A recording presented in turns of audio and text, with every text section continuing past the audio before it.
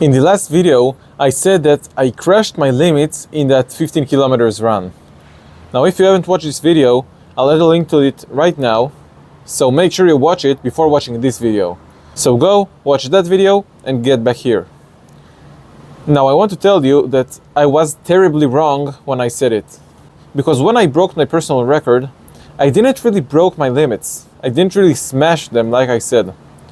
I was wrong because I thought that these were my limits, but actually it was far from the truth. And even my last run, my 15 kilometers, weren't my limits.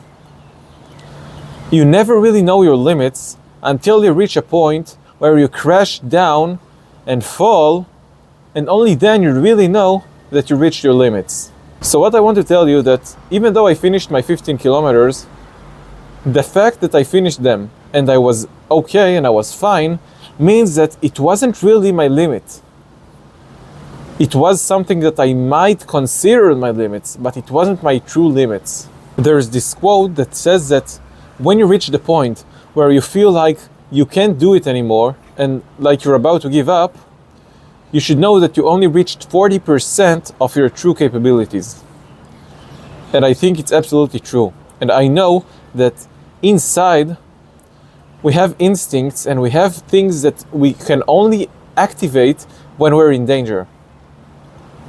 So I'm not saying that you should reach these limits, but when you feel like you're tired and like you're fed up and you can't and you don't want to keep going, you're far away from your limits. I remember once going to the gym with a friend and he took some weights and he started bicep curling.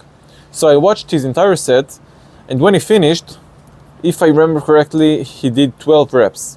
I told him, that's it? I think you had many more reps to do. And he doubted it. But then I told him that I know that he can do 30 reps, even though he just did 12. And I told him at the beginning that now he's going for 30 reps. And he did it. He did it, and in my opinion, he could have done even more. So my takeaway from this is that many times, and actually in the vast majority of times, and even 99% of the times, you will stop something or you won't even try from the beginning because you will feel like you can't do it, like it's way above you. And in order to achieve it, you need to surpass your limits. But what I want to tell you is that you probably don't know your limits.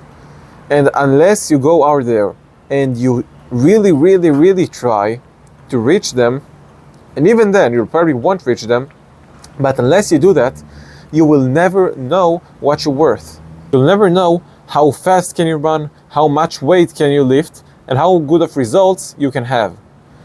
Because you don't even try. Or even if you do try, you don't reach that level where you reach your limits.